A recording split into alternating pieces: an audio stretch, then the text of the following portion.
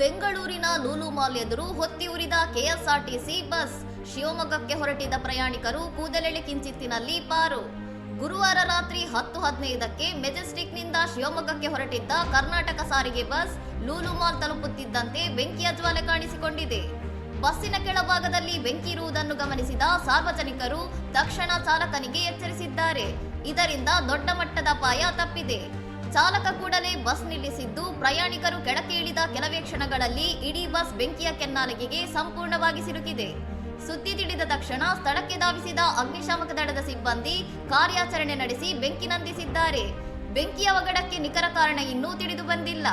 ಈ ಘಟನೆಯಿಂದಾಗಿ ಮೆಜೆಸ್ಟಿಕ್ನಿಂದ ಲೂಲು ಮಾಲ್ಗೆ ಸಂಪರ್ಕ ಕಲ್ಪಿಸುವ ರಸ್ತೆಗಳಲ್ಲಿ ಭಾರೀ ಟ್ರಾಫಿಕ್ ಜಾಮ್ ಉಂಟಾಗಿದ್ದು, ವಾಹನ ಸವಾರರು ಪರದಾಡುವಂತಾಗಿದೆ.